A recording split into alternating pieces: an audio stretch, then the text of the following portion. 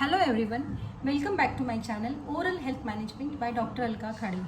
Today we will talk about mouth breathing. Most people naturally breathe through their noses all the time. Human evolved this way as a natural technique. It keeps our breath going when we eat, so we won't choke up.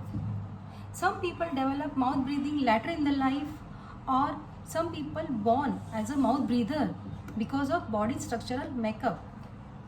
Both the cases can make you unconsciously breathe through your mouth, but this can lead to the many health issues later in the life. Now we talk about the causes of mouth breathing. What are the causes? Nasal obstruction, the partial or complete blockage of your nasal airways, is a common reason for mouth breathing. You may have a blocked nose from common things such as enlarged adenoids, which are the patches of tissue in the back of your throat and above your tonsils. Second is nasal allergies. The third is nasal polyps, which are growth of tissues in the lining of the nose. Then last is the tumors, genetic abnormalities that affect your nose. Other conditions like sleep apnea can cause mouth breathing while you sleep. When a sleep apnea episode happens, you stop breathing. This makes your brain panic, which leads to a loud snore as your body suddenly gasps for air. These events can create a habit of mouth breathing so that your body gets enough oxygen. Now we'll see the complications of mouth breathing. Breathing through your mouth can dry out your gums and the tissue that lines your mouth. These can change the natural bacteria in your mouth, leading to gum disease or tooth decay. Over a long period of time, mouth breathing can also lead to physical changes in children, such as an elongated face, droopy eyes, dark spots underneath the eyes, narrow nostrils, trouble selling lips, dry lips, a narrowed upper lips, and a forward open bite. Now we'll see the mouth breathing versus nose breathing. What are the benefits of nose breathing? Experts agree that breathing through your nose has many more benefits than mouth breathing. Our noses process air differently than our mouth do. These differences are our body's way of keeping us safe and healthy. When you breathe in through your nose, it controls number 1 temperatures. Your lungs prefer air that is not too cold or not too hot unless you have a block like a deviated septum or chronic rhinitis. Your nose will warm or cool the air that goes into your lungs. This will help the air reach an ideal temperature for your body. Mouth breathing doesn't do this. Second is the filters toxins. The small hair-like structures called cilia in your nose filter out toxins and debris when you breathe. They help send them to your throat instead of your lungs. Mouth breathing directs everything you breathe into your lungs. The third is humidifies. Your nasal passages humidify the air you inhale. Your mouth doesn't typically do this, which is why some mouth breathers wake up with dry mouth or a sore throat. The fourth one is the sense smell. Your nose can smell harmful substances in the air or your food. Your mouth can't find these toxins as effectively. The only time it is absolutely necessary to breathe through your mouth is when you are doing intense exercise or if your nose is blocked from congestion or cold or allergies.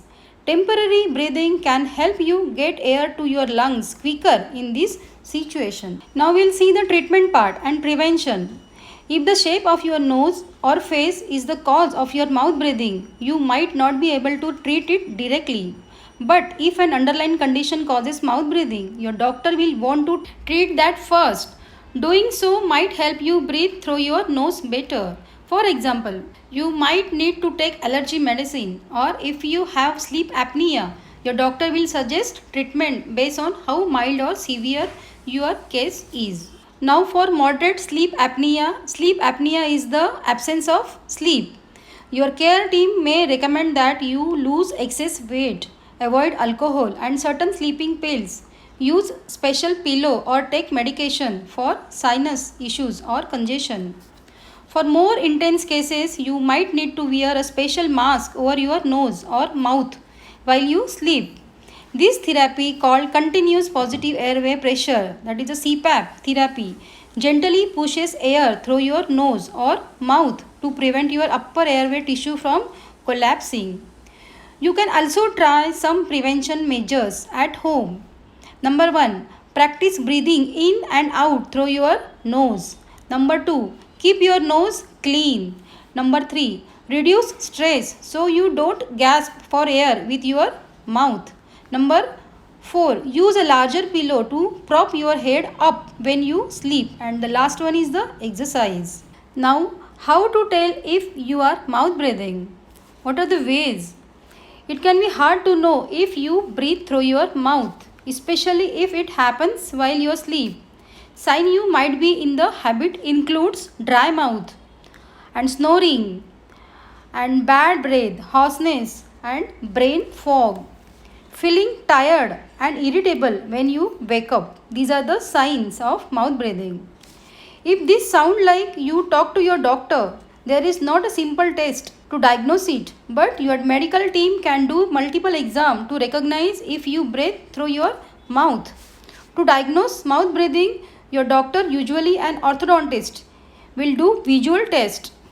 Common mouth breathing treatment includes nasal decongestants, antihistamines, prescriptions, steroid nasal spray, a steroid inhaler, CPAP devices, oral appliances therapy, nasal or throat surgery, jaw surgery, that is an invasive jaw surgery, braces or clear aligners. Now we will see how do you train yourself to sleep with your mouth closed. The main method of keeping your mouth closed while sleeping was the chin strap. You can see in the photograph. Essentially, a chin strap is a rugby helmet like device that wraps around your head. By tightening the strap under your chin, it holds your jaw in position while you sleep.